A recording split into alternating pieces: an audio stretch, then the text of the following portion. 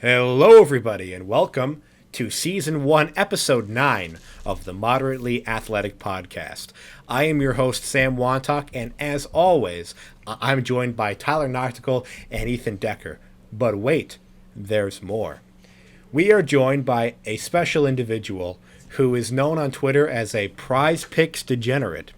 And he knows a thing or two about the game of football. So we got him on the podcast today. His name is Dr. Fade. Doc, how we doing today?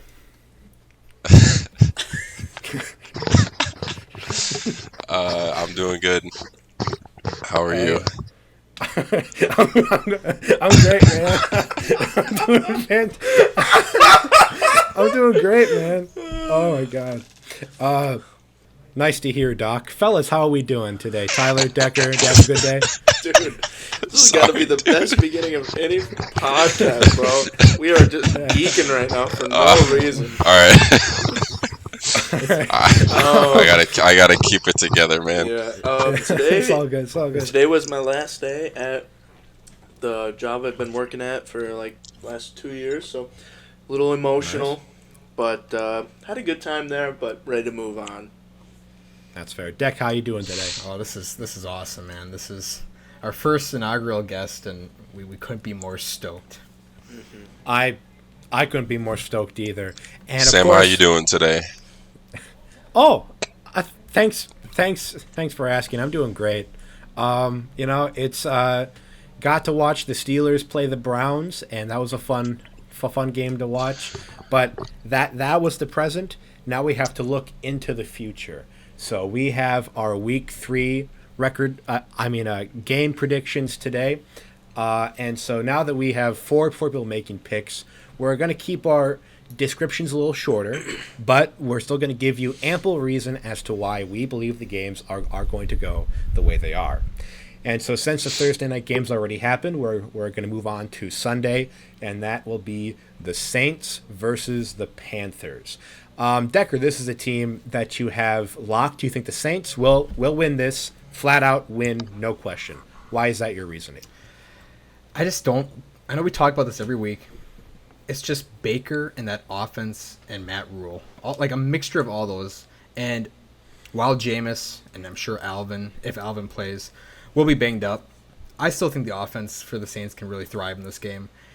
It's a matter if Jameis can hit on those balls. Like last week, we saw him miss probably 3 throws downfield on Olave when Olave created separation, and Jameis just couldn't connect on those. That was against a very tough Tampa D, but Carolina has been struggling, 0-2, probably the worst team in the NFL right now, possibly. And I'm going 31-9 in this. I think the Saints defense will do very well and create so much pressure on Baker that he's going to be so flustered in there. So 31-9 for me. That is a bold prediction. Tyler, anything to add to that? No, I share the same kind of concerns about Carolina, but just briefly want to touch on. I think it's going to be all Saints defense. I shouldn't say that, but it's going to be rare that the Panthers cross the 50-yard line if they start at their own 25, because Lattimore's going to be on DJ Moore, and then who's up next? Christian McCaffrey. They can't give him the ball too many times because of how fragile he is. He's only got 25 carries on the year, and that's for a reason. They can't overwork him, otherwise we've seen with the past he's going to get hurt. So outside of DJ Moore, there's just on paper it looks like there's a lot of firepower on this offense, but it comes down to Baker, and Baker just hasn't shown it yet. So I think Saints defense just really carries them. I think it's going to be 26-6. Okay, so we're all kind of in the same ballpark. I didn't have it being that severe, so I picked 27-13. I do think that maybe they'll get a touchdown the garbage time of the game, but Doc, what's your prediction, or should I say prescription? Oh, Jesus. I'm sorry, that was a bad joke. No one told me I had to pick scores. You don't have to. I just had the Saints winning this one. I don't like the Panthers offense. Yeah. I don't see them doing anything against, you know, the Saints' stout defense. I don't know what the Saints offense is going to do. I don't know if Kamara is going to play, but I think he was trending Okay. to playing this week, but yeah, that's a good call. I don't know about him either, but they had a solid run game last week, anyways. Well, yeah, Ingram did his job. So Yeah, Taysom Hill's going to get his carries. Just don't start Well, my it seems fantasy. man. like yeah, that's true. But yeah, it definitely seems like we're cause we're all on the same page. Deck might be a good lock for you. But then to Mine's move, oh mine's definitely not a lock. I'll just say that. yeah. yeah, that's true because of that Camara situation, it could definitely be a problem. And so then moving on, we have our game that's going to be in Chicago. Hopefully not a monsoon. This is the Texans versus the Bears. And so so I like to start this one actually, because because I think this game is going to be one of the most boring games to watch, like the entire weekend. I think it's going to be like running the ball and punts galore, and I think that this is a game that the Bears can actually win. I've picked them as a lock this week because I don't really like a lot of the teams that are favored, but I think this is I think this is an underdog matchup that could go in my favor.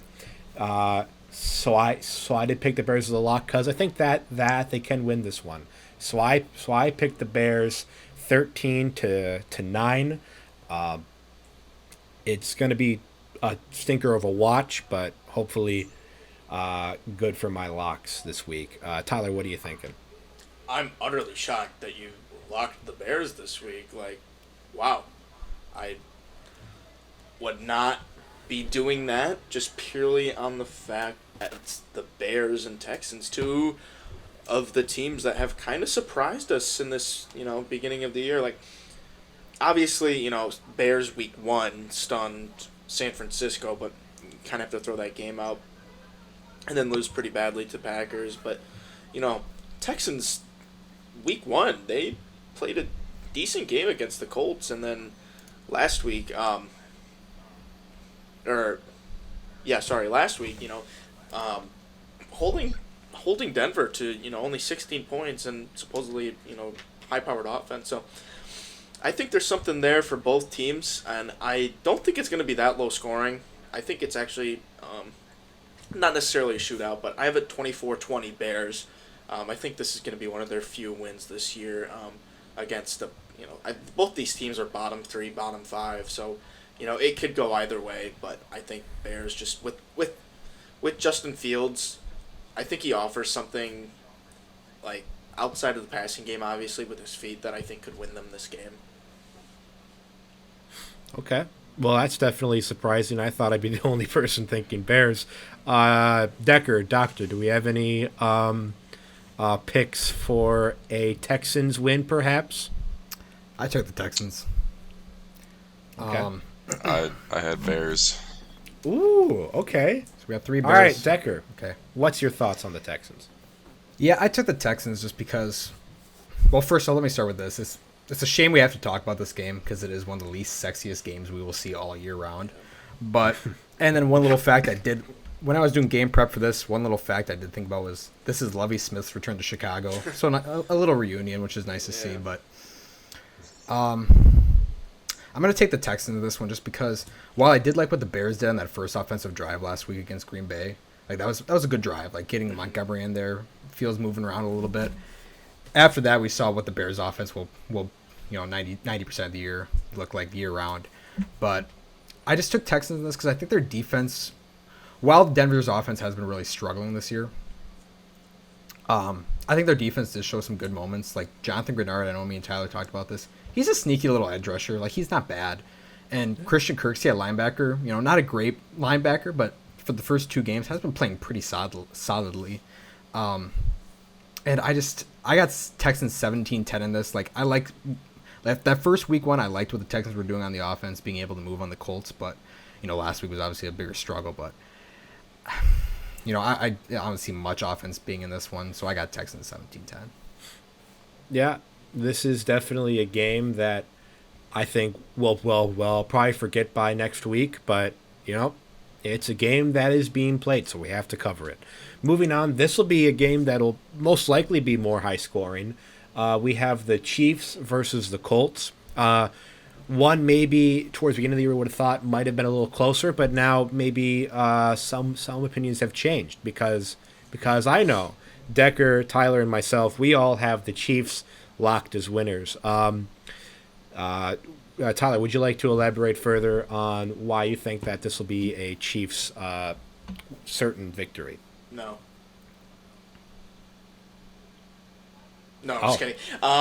So, you know, the Colts lost Eberflus, who was the defensive coordinator for the Colts, and then I forget his name, but the Colts' new defensive coordinator. I'm gonna look it up real quick. I believe he was oh, now I'm losing it. The Raiders defensive coordinator, I think. Oh yeah, it was Gus Bradley. Gus Bradley, thank you, yes. And Patrick Mahomes has just utterly dominated the Raiders defense like the past couple of years, and you know it's partly to do with the what am I trying? The players on the Raiders defense, but you know his scheme plays a big part of that, and Gus Bradley bringing that scheme to the Colts. You know, I think Patrick Mahomes finds the same success that he did against Las Vegas, and handedly beats the Colts, who we saw the past 2 weeks just struggle like badly, and you know they just gotta Karlaftis has shown enough like that he's kind of the real deal. So if he just mildly pressures Matt Ryan, you know he'll fold like a sack of potatoes or whatever the saying is, but you know, and Chris Jones up in the middle could be tough for JT. The Colts are just riddled with injuries. We touched on that, and you know they might not even have Pittman back this week still, and with no offense like that, you know I think Chiefs just whoop the shit out of them. To be honest with you, I think it's gonna be a big like an ugly one. Yeah, no, I'm definitely kind of in the same boat.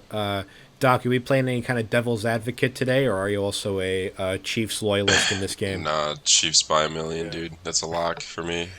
Yeah, it's pretty safe. Deck, anything to add to our Chiefs discussion? Yeah, I also have the Chiefs just blowing the brakes off the Colts. Did we all lock the I know Chiefs I this week? Sorry.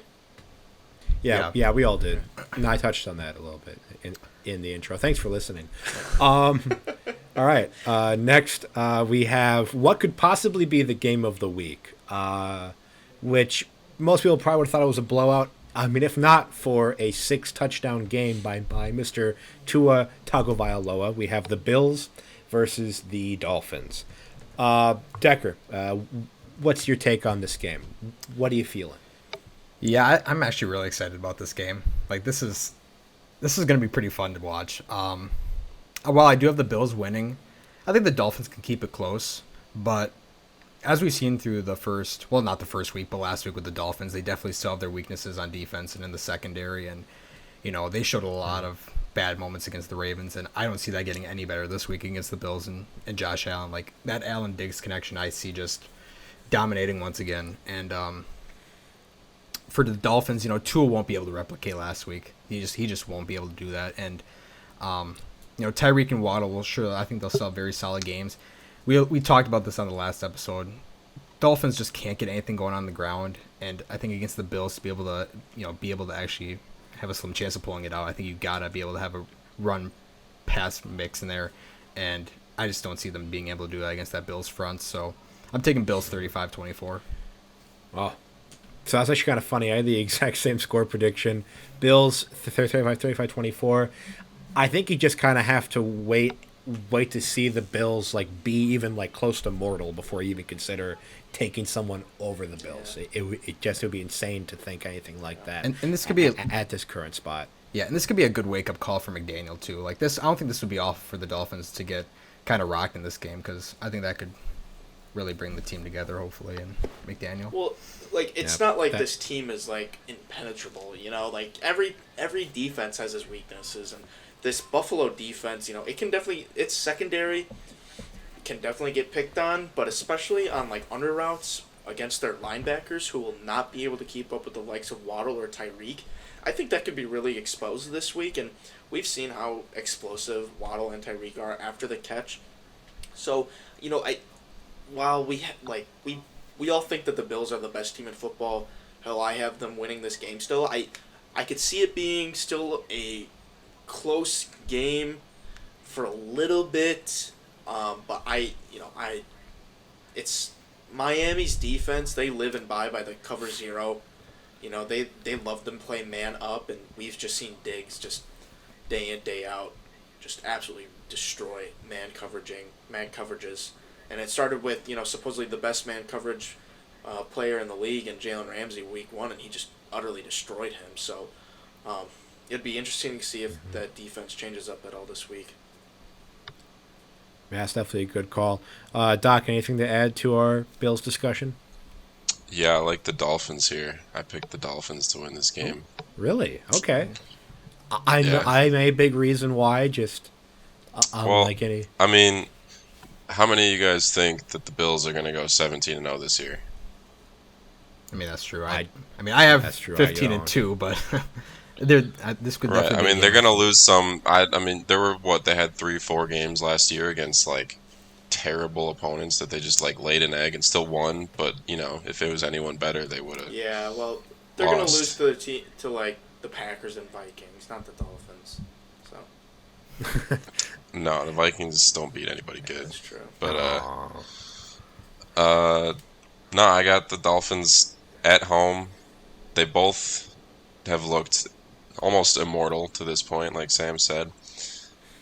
I mean, the new head coach in Miami try to kind of put his foot down, like, hey, Dolphins are something in this division. I think he stuns the Bills.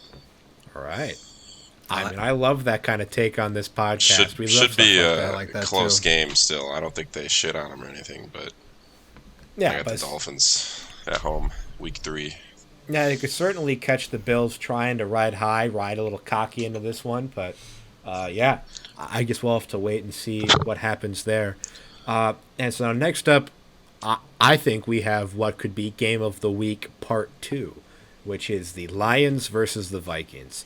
Now, if we were talking preseason, I would tell you that I think that the Vikings are going to wipe the floor, but the Lions have looked incredible on offense so far.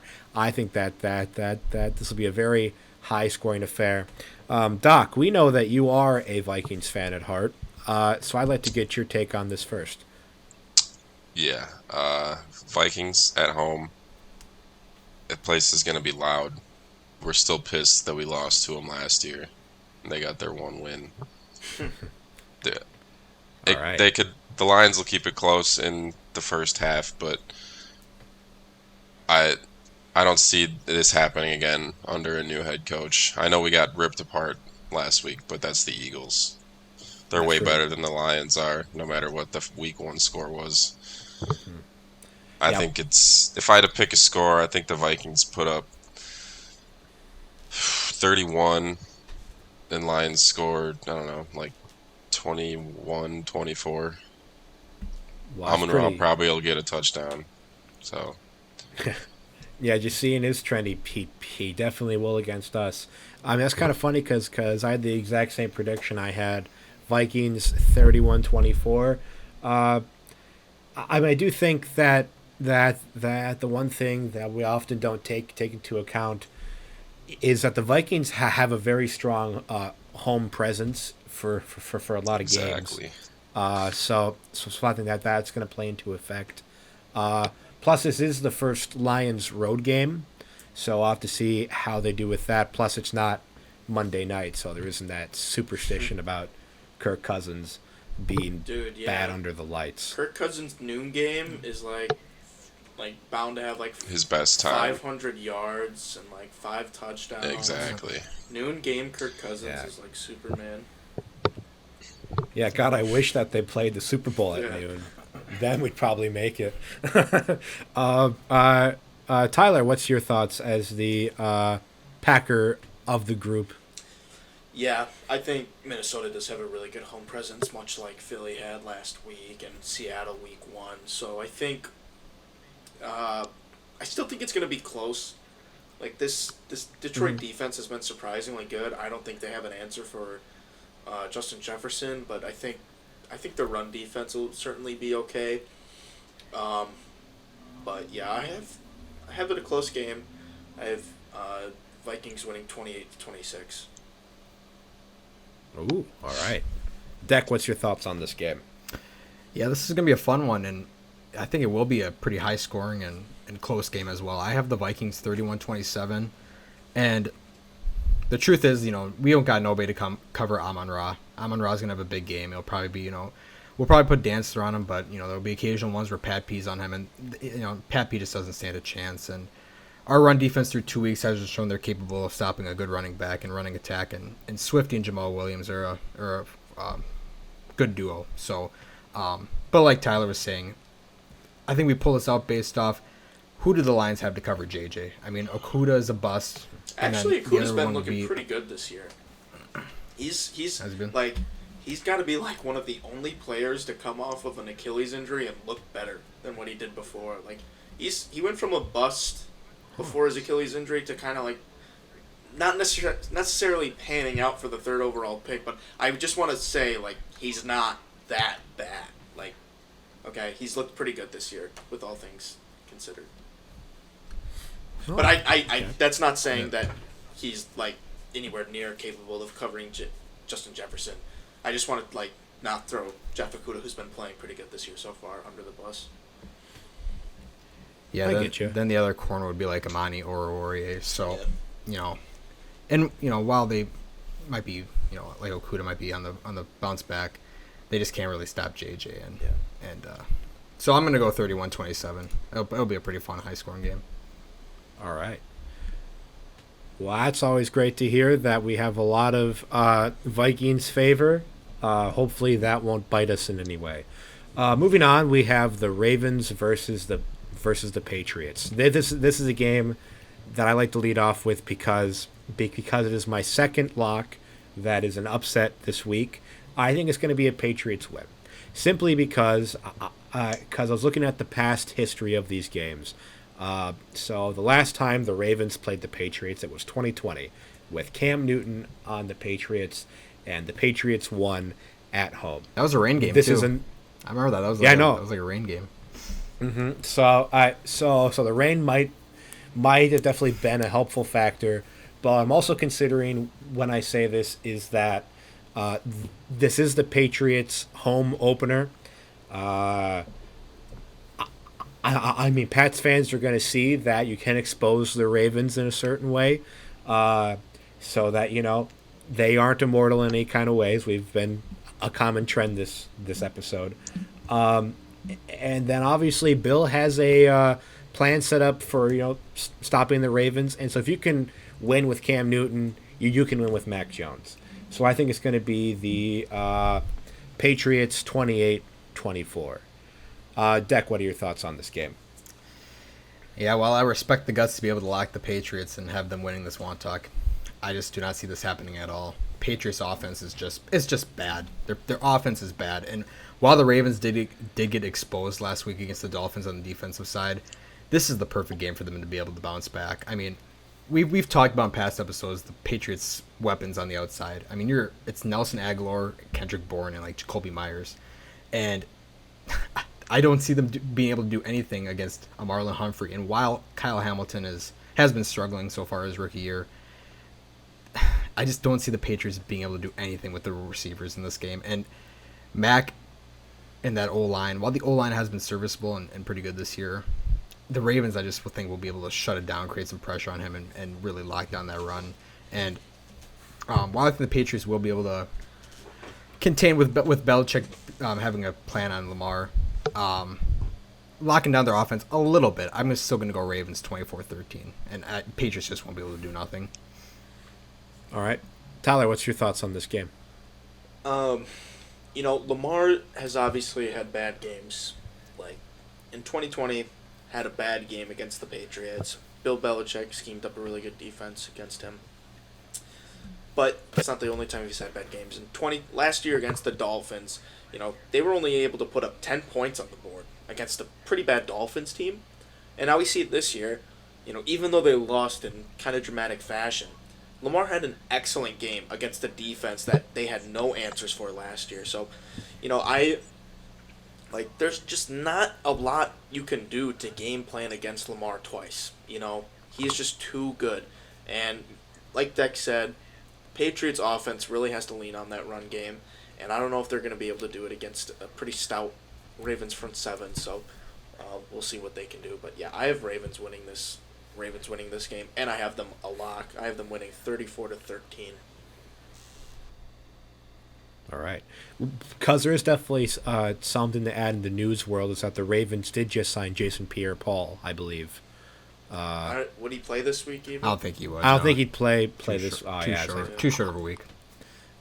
Because it wouldn't matter, but that just shows that the Ravens are definitely trying to get more stout, which of course can't hurt. Doc, what are you thinking about this game? I got the Ravens winning this game. Just Lamar is Lamar. Well, he hasn't been paid yet, so the more good games he has this year, the higher that fucking contract's gonna be, and he knows it. That's definitely a good point because money is a great motivator.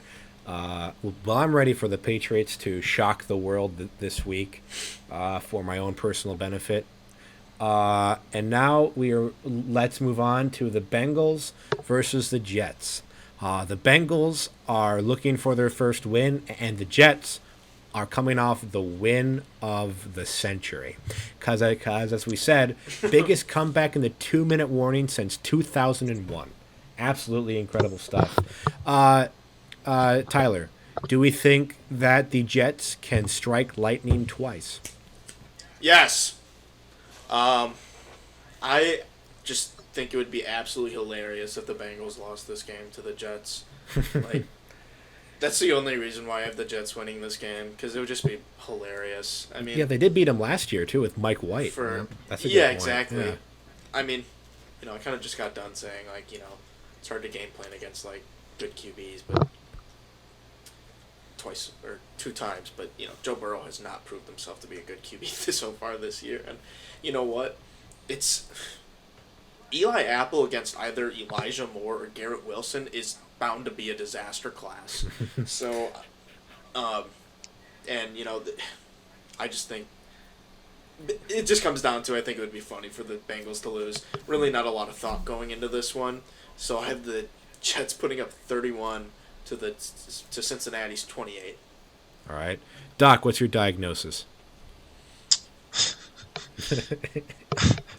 I love that. I got the Bengals winning this. I'd say 90% of the time the better team wins the game, and I think the Bengals are a better team than the Jets are. Joe Burrow is better record than. doesn't show that. Yeah. Yeah, that's true, but it is week 2. Yeah, I mean Joe Burrow's better than Joe Flacco. Joe Mixon is better than their running back, Breece Hall. Is he the starter, right? Yeah, it's kind of a committee right now. Yeah. They've been successful though. But I mean, yeah, the Jets might have Garrett Wilson, but the Bengals have Jamar Chase and T. Higgins. Well, Jets have Sauce Gardner, who hasn't let up a touchdown in the NFL yet, but that's probably going to be broken this week, unfortunately. Yeah, most likely. Yeah, I mean, I got Bengals here. All right. I Well, don't have a score. yeah, Doc, I'm in the same boat as you. It's a Zach Taylor offense against a Robert Saleh defense. Put your chips where you'd like. We've said what we had to say against Zach Taylor. Well, clearly, as we saw last year, it didn't really matter what Zach Taylor's scheme was because the whole entire offense was just F it, Jamar's down there somewhere. With that being said, so I also do share the same sentiment. I do think that the Bengals will right the ship on this one. I think it's going to be pretty close, but I do think it's going to happen. I think it's going to be 28-21 Bengals. Decker, what are you thinking? I'm with Tyler. I didn't ultimately do it, but man, I really wanted to pick the Jets in this one. Like, I think that would be just awesome to see with Joe Flacco beating the reigning AFC champions. But I ultimately went with the Bengals. I got 21-17. Ooh. I just think this will be a game. Like, and I thought this was going to be last week, but I just feel like even if the Bengals don't do, and I don't expect them to have a big bounce back offensive game to like really get back to what they were last year. I think this, like, they can be just average, and I think they can win this one. And I got 21. Yeah, like I said, I got 21-17. But do not be surprised if the Jets do pull this out. I just would not be shocked. All right. Yeah, to be fair, watching Flacco win would be fun, but yeah, I think the Bengals do win this one. Moving on, we have the Raiders versus the Titans. This is a game that I really can't think of an intro for, so let's just jump into it. Deck, what are you thinking about this game? Yeah, this is a really weird game for me because, like, they're both 0-2. I don't think any of us would have seen them being 0-2 by week 3 here in this matchup. I'm going to go with the Raiders in this one. I'm going to go 28-24. And I'd really like to see, as just a football fan, let's see Derek Carr throw Devontae's way. Let's see Devontae have a big game. Like, we thought he was going to have a monster game last week against that Arizona secondary, which was very weak. And the Titans obviously got burned for 4 touchdowns by Allen and 3 to Diggs last week in that secondary. So I'd like to see Devontae have a monster game, you know. And, you know, Titans too. I mean, it would be nice to see Derrick Henry be able to bounce back too, because he's been shut down for 2 straight weeks. But yeah, this matchup doesn't excite me a lot, but I'm still going to go Raiders 28-24. I think maybe the Raiders get a slight edge and Titans go to 0-3. Okay. Yeah, I'm definitely also thinking the Raiders in this game. I mean, the biggest, like, kind of like part that I think that the Raiders are going to really exploit will be this Titans O-line. I think that Ryan Tannehill is going to be living hell on earth during this game. Max Crosby and Chandler Jones are just going to be taking him down all the time. To be honest, I wouldn't be shocked if Malik Willis comes in at all. But then again, that was for a Bills blowout, so maybe that won't happen. But no, I'm thinking 24-13 Raiders. Doc, what are you thinking? I got the Titans in this one. Ooh. Is there any reason why you're thinking Titans? I mean, Derrick Henry is Derrick Henry. Like, obviously, after the injury last year, he's probably, peaked as an athlete, but he's still a monster, and he can run through anybody. I think it's been 2 kind of outliers the last 2 weeks. He's got to bounce back this week. And the Raiders, I mean, they looked awful against Arizona, who I don't think to be a great team either. So if Tannehill can keep the ball, on their team and not turn it over, Derrick Henry should be able to do his job, and it'll be close. But I think the Titans win at home. All right. Yeah, it's definitely because it definitely is a Derrick Henry performance being good that is very overdue. So I think it's not really a matter of if, it's a matter of when for him. So I could definitely be this week. Tyler, what are you thinking about this game? I was actually pretty close to locking Las Vegas for this game. Titans just, they don't have any offensive power, as we've seen, and while we may think that Las Vegas doesn't have a great defense, which may be true, Nate Hobbs is playing really, really well against the run, and so you don't necessarily need to stack the box when you have him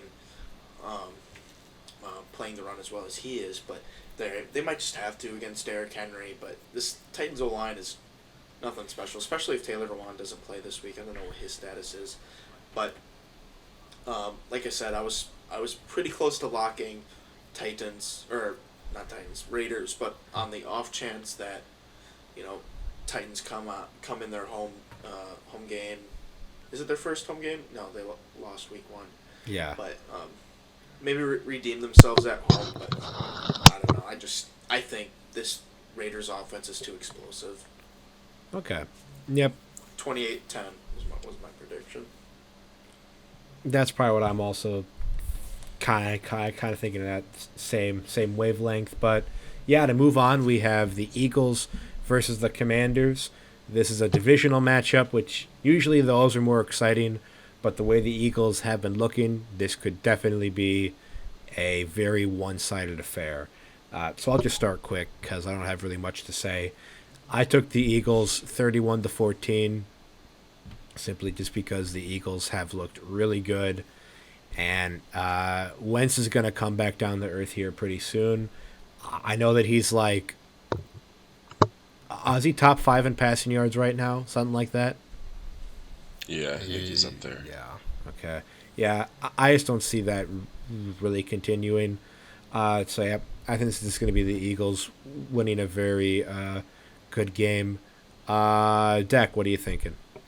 Yeah, I actually had the same score as you. I got Eagles 31-14, and I don't really got much to say about this, but this should be an Eagles just blowout. I mean, while Carson Wentz may have some motivation going into this game, first game against the team that drafted him, that Eagles defense, which we saw absolutely lock down the Vikings here in week 2, they'll do the exact same, I think, against Washington. I mean, Washington's had a little success here the first 2 weeks on offense, especially like Jahan Dotson. It looks like him and Wentz got a good connection, but Darius Slay and James Bradbury should be able to lock down, for the most part, Dotson and Terry McLaurin. And Antonio Gibson had 28 rushing yards on 14 attempts last week against Detroit's front, which, I mean, if you put up that low against Detroit, I can't imagine what he's going to be able to do this week against Philly. And for the Commanders, it's like, on paper, they're supposed to have, with the players that they have, should be a lot better than what they are, but the last 2 years have been just a major decline for them compared to 2020. So with the Eagles' rushing attack, Hurts and Sanders, they should just be, I mean, I predict all running backs will get in this like we see every week, but Eagles should be able to just run all over them, and that secondary of Washington is so weak, so expect a big game out of A.J. Brown and Devontae Smith. So, yeah, again, Eagles 31-14 for me. All right. Tyler, anything to add to that one? Not really. I mean, I have Philly winning 27-17. I have it a little bit closer just because, A, it's a division game, and B, we've seen Washington play really good teams really closely in the past, whether that be the Bucs or the Cowboys. So, or not necessarily the Cowboys for one matchup, but we've seen them have some success against pretty good teams in the past. But I'd be surprised if they did pull this out, but I won't put that past maybe some Carson Wentz magic. Maybe it's a little revenge game for him.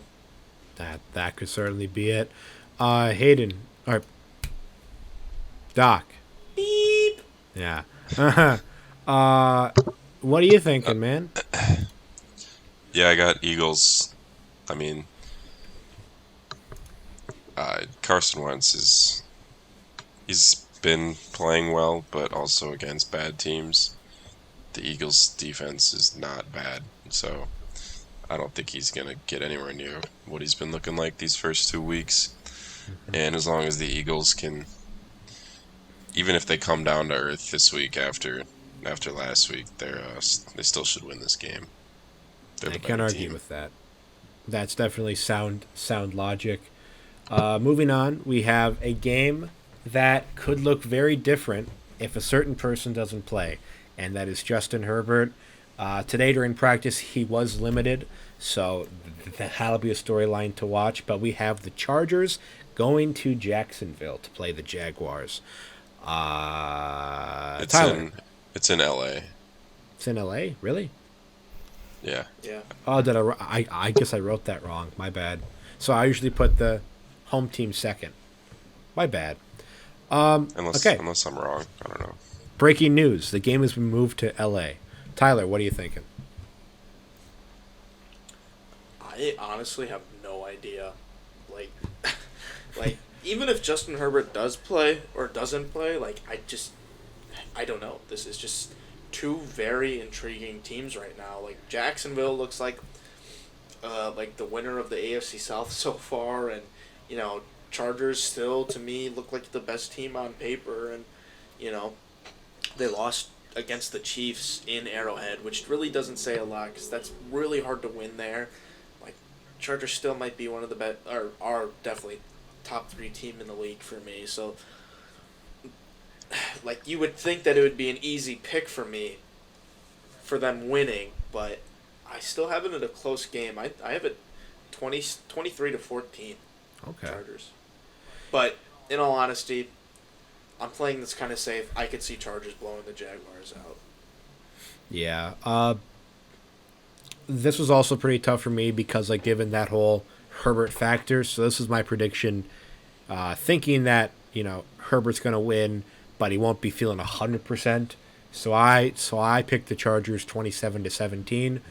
If it's a Chase Daniel game, I do think that the Jaguars will be much closer. In fact, I would honestly favor the Jaguars if Herbert did not play, because the Jaguars have looked surprisingly good this season with the new head coach, Doug Peterson. Doc, what are you thinking about this game? Yeah, I mean, with Herbert, the Chargers, I think, are going to win. Without Herbert, you know, on to the next question. I have no idea. But, That's I'm going with Chargers under the assumption that Herbert is healthy enough to, you know, reasonably start a game. okay. So, Yeah, because as we saw, even yeah, we saw that that one pass. Yeah. Last week. yeah, that was super good. So if he could play anything like that with like a 10 days rest, then I think he should be okay. Decker, what are you thinking about this matchup? Yeah, well, I didn't like this for obvious reasons. This will be my stunner for the week. I got the Jags pulling out on top. You know, Herbert all week has been limited. I'm pretty sure. I don't know if he did have a DNP in one of these days, but I just think he's still very banged up, and I like what the Jags did last week on defense. I don't know if they'll be able to replicate it against the Chargers, but I like the way that they played, and to be able to shut down JT and create the pressure on Matt Ryan, which obviously Matt Ryan, Justin Herbert, very different mobility-wise, but if Herbert's anywhere near limited, this is such a golden opportunity for the Jags to really make a statement, especially in the AFC South. And while I think Trevor Lawrence will get eaten alive for the most part by Khalil Mack and Joey Bosa, I like what the Jags have been doing on offense. I've been saying that a lot, and so I think just like if this is a Chase Daniel game, I still kind of have the same prediction, but I'm gonna go Jags 23-20, and Jags just kind of pull off a little miracle for me. All right. Well, it's good to see we have a very good diversity of opinions on this one. Jaguars are definitely a team that I don't think we would have had winning this game back in the preseason. So it's really cool to see how even after 2 weeks, things can really change. This is also a game that I think we would have probably thought might have been a blowout. Well, maybe not you, Tyler, because you've always been a person not to care for this team. That is the Rams versus the Cardinals. Rams got back on track with their win against the Falcons. Kyler Murray did Kyler Murray things against the Raiders. Will this be a close one, or will this be not a close one? Decker, what are you thinking? No, I got this being a close one. I got the Rams pulling this out 34-31, and I don't like either defenses right now. Cardinals for obvious reasons, just very weak secondary wise, and front seven just hasn't been doing a whole lot. Rams too. I mean, giving up 27 against the Falcons last week and letting them come back into that game is very disappointing to see from what we would have thought. So while the Rams did also get back on a little bit, got back to their mojo last week against the Falcons, which was a matchup they should have exploited. Expect big games from Cooper Kupp, and Allen Robinson probably should have a good game too. It'll be very curious to see the backfield. Like, week 1 was dominated by Darrell Henderson. This past week was 50-50. What does week 3 bring? It's just every week seeing what will the Rams backfield do? So I just think both defenses will be pretty sloppy for the most part. Kyler will be very mobile back there. He'll get around like he was last week against Vegas. So I got 34-31. I just think it's good. I just see this being a little high scoring close game. Yeah, just know that as a Rams backfield fantasy owner, I am watching very closely to see how that pans out. Because if it's if it is 50-50 again, I will be very upset. But just to kind of build off of what you said, I think this will be a high scoring game. I didn't think it would be that close, but I had Rams 31-24. It's definitely concerning seeing how that the Rams kind of rely on their front line, and Kyler was not affected at all by the Max Crosby and Chandler Jones during the second half. So I think that he'll have a fine time moving the ball. I think Stafford and the Rams on offense won't have any worries either. So another factor will be to see if James Conner plays. I know like things aren't really looking on the up, and I think even if he does play, he'll be like a little snap count. So that's another big factor in this game to watch for. That too, exactly. But yeah, it's going to be high scoring, but I do think that the Rams come out on top. Doc, what are you thinking? I took the Cardinals in this one, but if I had to rank all these picks on confidence, it would probably be like the lowest one. I just don't know what to expect from either of these teams at any point in time. Like, I thought the first half last week for the Cardinals was just the Cardinals, and then Kyler Murray woke up from his post-cod nap and decided like he wanted to win a game or two maybe. So it depends on if that Kyler Murray shows up or not, and I mean it also depends on what Matthew Stafford shows up too, because there were way too many games last year where he just laid eggs after eggs. Just, I don't know, very underwhelming performances that could easily let a good team like the Cardinals swoop in and kind of steal the win from them. So, I don't know. I got Cardinals at home. Really only picking the Cardinals because they're at home. It's that close, but I don't know. Yeah, it's definitely going to be the two biggest X factors are the QBs in this game. Tyler, what are you thinking about this matchup? Yeah, so it's just to clear the air. It's the reason why I have talked about not liking the Cardinals so much is because there were so many people really high on the Cardinals, like still having them as a playoff team, and like that. That's why I was so vocal about the Cardinals being bad. Also, I meant the Rams when I them... was talking about that. Oh, no, I meant the Rams. Still, well, both even apply, better. Yeah. Even better because I have the Cardinals winning this game. With all that said, because this now, yes, the Cardinals' defense is not that great, but now I forget his name. The Cardinals' defensive coordinator, they run a very similar defense to the Dolphins, where it's very blitz heavy, and like we saw the Rams' offensive line struggle against the Bills front seven without blitzing at all, and now against a team that knows how to blitz correctly, I think that can be potentially trouble for Stafford. And while I was pretty low on the Cardinals last week, the way that they pulled out that win, they definitely moved up a few spots in my book. So I have it being a really close game, 21-20. Cardinals winning their home game. All right. Well, we have two back-to-back very different opinions on that. And this is another game that I think we might all be on very different pages with. This is kind of a tank battle here we got. That's the Falcons versus the Seahawks. Falcons looking surprisingly pretty good for as bad as we thought they were going to be. And the Seahawks are certainly no exception to that. Tyler, what are you thinking about this game? I think that, like, with how Atlanta's been looking the past couple weeks, I think they're just gonna have shit luck.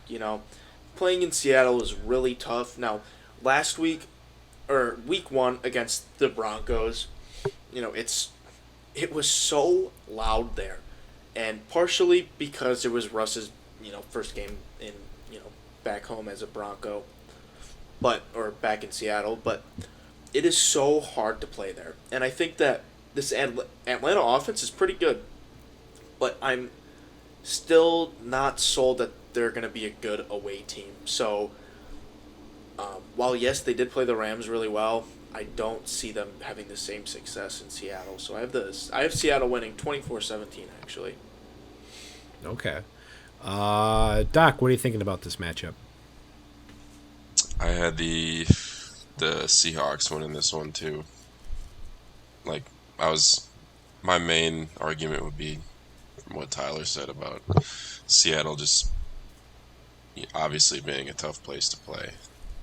And I mean, these are like two of the bottom 3 or bottom 5 teams on paper in the league. Mm-hmm. You never know. Yeah. It's like 2 top 3 teams playing. Either one could win, but this way either one could lose. So. Well, I will also have to add that I trust Pete Carroll a hell of a lot more than Arthur Smith, so that definitely plays a factor into it too. Yeah, I definitely made a really good point there about the coaching experience on both sides. I went with the Falcons in this matchup. It's like I think that a lot of Seahawks fans, because we're talking about the crowd noise during the first game, which the Russell Wilson return was a factor, and I don't know. I mean, if fans will have quite the wind in their sails after that game against the Niners. I mean, you Viking fans are so sad that you guys need a reason to cheer or be loud or something, but Seattle they take it to a whole new level. They're loud to be loud. They don't give a shit who's on the field. They could the Seahawks could be playing 12-year-olds and they'd still be as loud as they were just because they're so goddamn competitive. It's just different there, man. I'm sorry, it's just different. You wouldn't. I mean, I get what you're Vikings saying. fan. I mean, no, you just don't understand as a Vikings fan, man. Okay, well, wait, let me talk. All you guys do is just score, and that's it. You do 3 times a game, and then you're like, okay, we can leave now. We did score, and then you're quiet. I think you were misunderstanding the fact that the Vikings, no matter the record, which for the record has been pretty bad the past 3 years, we always have very high attendance numbers. And have you been to a Vikings game? No, never. You haven't? No, never. Then how can you speak of a place that you haven't been to? Other people tell me all the time. Well, I've told you that it's always a great atmosphere in there. Yes, Sam and I were unknowingly at the same game. Was that 4 years ago now? Yeah, it was 2017. No, Rams it was 5 years ago. Yeah, it was 5 years ago. Rams versus Vikings in US the Bank. yeah. And I believe the Vikings were 7-2, and the Rams were 8-2. Yeah, was it loud? It was. It was. Oh my god, bro! Yeah, it was very. I mean, loud. if it would have been louder too if it was closer, but we just fucking gave it to the Rams, wiped the floor with them, sent them back home. So think about how loud it is in US Bank. Now multiply that by 2. That's the Seahawks. Where'd you find that mathematical Stadium. number? Yeah, where did you find that ratio? It's on coolmathgames.com, actually. Okay. Source, That's trust fair. me, bro. All right. Okay. Well, the crowd noise aside, I do like this By the way, I was just poking offense. fun. I was just poking fun. I never truly thought or meant any of that. Just thought it would be funny to poke. I would say you need to take a trip to US Bank Stadium. It's a different place if you've never been in a. It's kind of like going to stadium. the Mecca in the Middle East. But that's a really good thing to bring up during a sports podcast. Yeah. I probably shouldn't have said that. I'm going to cut that out. Yeah, just bleep it. Yeah. All right. Okay. Well, that was an interesting discussion about the Viking Stadium. Moving on, back to the topic of the Falcons. Uh, I think my biggest reason is just that uh, I do like the matchup of the Falcons offense against this defense in Seattle, which I don't love. I think it's slightly depleted without Jamal Adams. So I think it's gonna be close, no matter what. But I did pick the Falcons 28-24. Decker, what are you thinking? Yeah, I got the Falcons winning too. And like Tyler and Doc said, 12th man will be loud. I mean, regardless of how good the Seattle team, good or bad, they're always loud. They love it up there. But as I've said before, I like what I'm seeing from the Falcons offense. I think it will be tough for Mariota to be able to hear his plays and to execute in this game, but I think on the ground, Cordero, I could see him having a good game. I would love to see a Kyle Pitts big game. Like he's been non-existent these first 2 weeks of the regular season, which a lot of people didn't see, and it would be really cool to see him kind of get his footing back in this game. But Falcons defense not impressive either. Besides AJ Terrell, there's a lot of weaknesses there. But do I see Geno Smith exposing that and being able to pull it out? Not really. So I'm gonna go Falcons 27-20. All right. Well, that is 3 straight games of a house divided, and I think that's pretty interesting to see that. And this is a game that could also be a 4th straight house divided. We have the Packers versus the Buccaneers. This is a Buccaneers team that really hasn't looked like a 2-0 team, but they are 2-0. And the Packers had a great bounce back game against the Bears. Still some concerns about that run defense, but the Packers did look very good nonetheless. Tyler, being the Packer fan, well, I'll let you lead off. What is your prognosis of this matchup?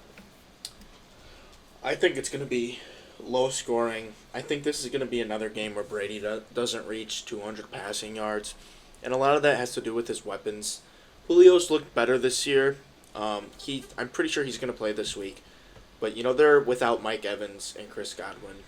And that rush attack did not look good last week with Lenny. So I think the Packers are going to be able to game plan pretty well against not only the Bucs offense, but also the Bucs defense that definitely has some holes. They're obviously, their secondary looked really good last week. Jameis does that to a lot of secondaries, okay? He makes them look good. I think with Aaron Rodgers being a little bit more decisive with the ball, he's going to be able to really pick and choose and kind of just pick apart piece by piece this defense. This is obviously wishful thinking, but I truly do think that this could happen. The Packers won a close one, 17-14. We never have really good luck in Florida, so I'm hopeful for this game. If they lose, I would not be shocked. I'm not delusional or anything. I'm hopeful. Yeah. Hope is a very good thing to have, but I'm going to squash it. So this one could definitely go either way, I think, but I did take the Bucs because I do like their defense. Granted, the secondary, like you mentioned, did look better playing Jameis, but I think that the biggest factor with making the secondary look better this week will not be because of Rodgers not playing well. It's because of his pass catchers not being super experienced. Granted, the QB is more important than the receivers, but I think that's still going to have an effect on the Packers' scoring ability. I think this game's going to be really decided on the ground, personally, because I think if Fournette can run similar to how Mr. Demont ran last week, I think that he'll have a very solid game. But I think it'll be low scoring as well. So I picked the Bucs, 21-17. but You're wrong. this one could. I could be.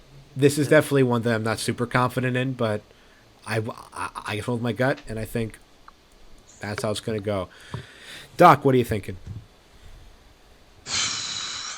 I mean, this is. I don't know. It's going to be very defensive. And I just know whatever team I pick, I'm going to be wrong for the right reason, I guess. I don't know.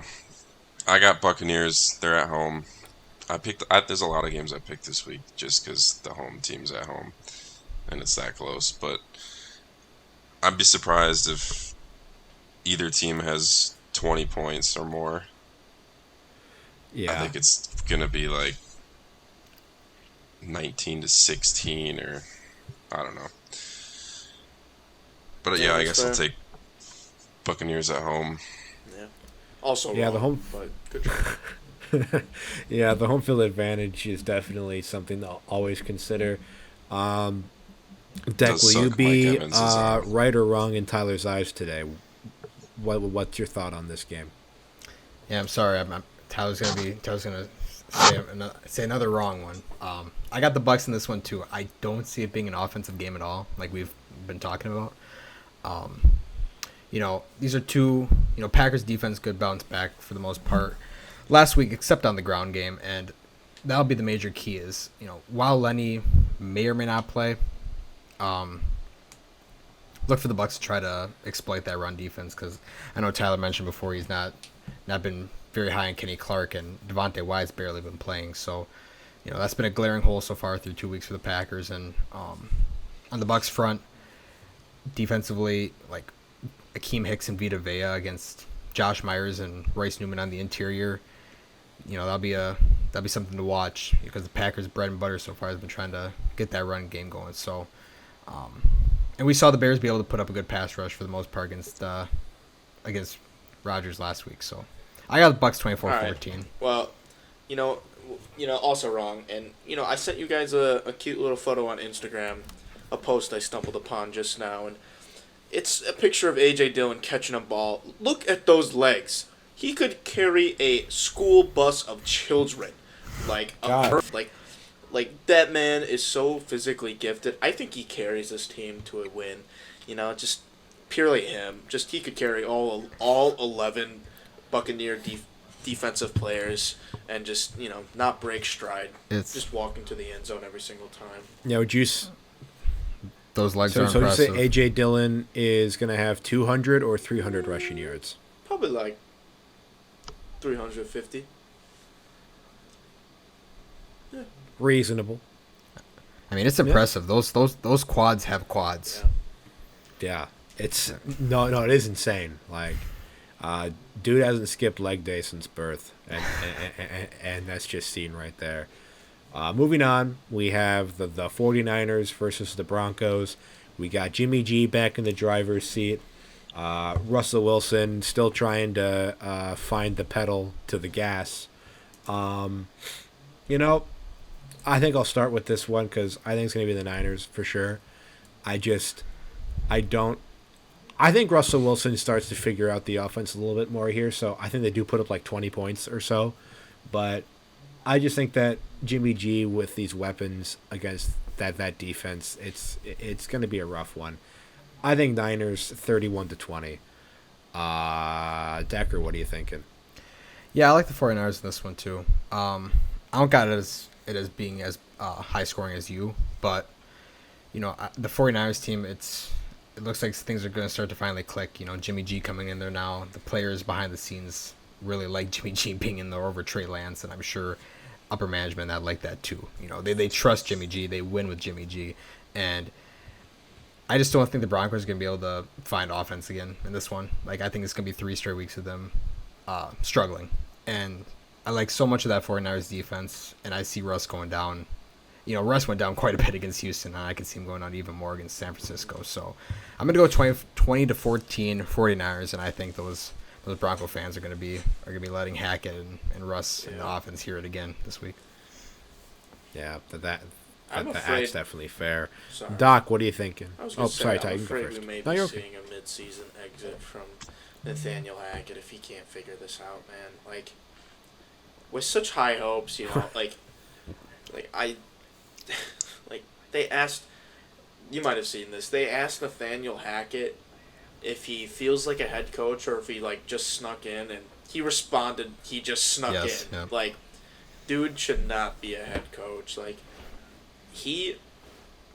Where did I hear this? I think it was the Stay Hot pod. They said that the reason why he got the job in Green Bay is because he would just sit and watch like YouTube highlight videos with Aaron Rodgers, and then that's how he became the OC. Like even as a Packers fan, I wasn't even sure who he was. You know, like some of the guys on the Stay Hot, they were pretty much where I was. Like, I had no idea who Hackett was until he became OC, and even then I was still confused. So yeah, I feel bad for him. He just wasn't ready to be a head coach. And with that said, I this is my last lock of the week. I have 3. I'm surprised none of you locked San Fran, especially because of how much better they look with Jimmy G at QB. Kittle might be back this week too, which just adds another weapon. So yeah, I think it's going to be all San Fran, 28-12. Okay. Well, I mean, Ty, you better be careful because you give Decker a lot of flack for all of his like coach exiting predictions, and now you're starting Yeah, to sound that's a lot fair. like Decker. Hey, I like it though. Well, we I know like you it. do. I like it. Yeah. Well, of course you like it. Yeah, exactly. Yeah, Hey, it adds a little fun to see what could happen. that's fair. Doc, what are you thinking about this matchup? I got 49ers. I haven't seen anything promising from the Broncos. Their Yeah. fans are pissed at They him. have to just as they much as have to everyone else count is. down the play clock for them. Like, that's so embarrassing, Yeah, man. it's embarrassing. Yeah, But I mean, yeah, great. Jimmy G has that, you know, money making incentive in his contract with all these wins he could rack up when he's supposed to be the bench player this year. And I think he's gonna ball out this year. I'd be surprised if they don't win the division Me too. with Jimmy G. It's a good call. Yeah. All right. Well, that's definitely nice to see that our streak of being divided ends. We're all on the same page there. This is a game that I don't know if it's going to go the same way. We have our Monday Night Football matchup, and to be honest, why are we getting games like this? We can just end this podcast here, can't we? We don't have to do this one. to be honest, it feels like that because, Packers and Bears last week were the only reason why they can even say it's on prime time is because it's historic, and I don't know how how you could rationalize this in any other way. It's like, give us the good games, not the games that are, no. Oh, come on, Sammy. You tell me you don't want to see Cooper Rush versus Daniel Jones primetime Monday Night Football, Buck and Aikman on the call. You don't want to hear that? Oh, boy, man. Oh, you know me. I just love that stuff. I eat up whenever Daniel Jones fumbles the ball. It's great. So I'll start. I think the Giants are by far the worst 2-0 team right now. I don't think there is anyone in the world besides Adam Rank who could argue that one. So I think the Cowboys get it done. I think that Cooper Rush can continues to play well enough to get wins. I think it's going to be Cowboys 20-13. Tyler, what's your thoughts on this one? You know, I know I'm going to be wrong, but I have Giants winning this 20-17. I like Dable. I don't believe in McCarthy. Cooper Rush did look really, really good against Cincinnati. I think he's a very capable backup. Giants D has been surprisingly good. They haven't been completely terrible with Wink Martindale as their DC, which is kind of surprising. But no, I know I'm probably wrong. I think it would be hilarious if the Giants win another one and go to 3-0. And and Dallas loses to the Giants. Like, it would just be funny to me. So, yeah, I got Giants winning. Yeah, I mean, I can't argue with that, also, really. Micah Parsons is probably going to get like 5 sacks if he goes up against Evan Neal the whole game. That's a hot take. No I'll question. put that on the line. That's a hot take for me. I'll say Micah Parsons Yeah, no, breaks I the would sack say- record this game. Single game sack record. Holy crap! That would be something. I thought you were being hyperbolic when you said 5, because I could see him having, you know, like 2 sacks, Well, maybe 3. Joke's on you. But I don't that know would be what something to hyperbolic watch. means, so That would. Not because I really hope you're right, because that actually make this game like fun watching. You just see Daniel Jones Fumbles the ball, like, all get 5 tossed times. around by Micah Parsons. That would be great too. Yeah, I just watch them all scurry around for the ball, just going like, "Gosh darn it, Dan." You know, Doc, what are you thinking? Yeah, I think the Giants win Hell this one, yeah. dude. I think they, yeah, we'll be cheering for this one together. My professor actually is a Giants fan, and I had him last year, so in the fall too, and he was coming in, you know, to work depressed on a lot of Mondays. Kind of felt bad for him, so I'm rooting for him this year. I think Giants they're the underdog story, the Cinderella story. You know, they're the 16 seed going in to Virginia, right? Well, no, the Cowboys aren't in Virginia, but UMBC. yeah, whatever. They're gonna win this game. They're at home. Another one that I picked, the home team. Cooper Rush, I think, is, like Tyler said, he's a capable backup. I think the adrenaline, you know, going through him last year when they beat the Vikings, this year when he came in for, you know, injured Dak Prescott and beat the Bengals. Those are like adrenaline games, you know, the first time you're coming in.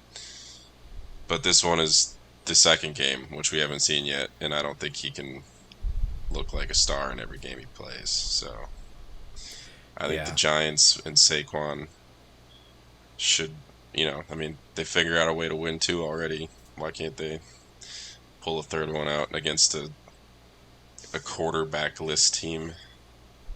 Well, yeah, no, I mean, that could certainly happen as well. Yeah, this is a game that's certainly far from being easy to predict. Decker, what are you thinking about this one? God, I really feel bad being a spoiler. Like, I hate to derail the Giants train, but I'm glad Tyler brought this up, because if he didn't, I was going to. I know we don't do bold predictions on this show, like going into like every week, but I really think Micah Parsons is going to put up like 4 sacks this game. I really do, because Evan Neal has been just so bad through 2 weeks to start his NFL career.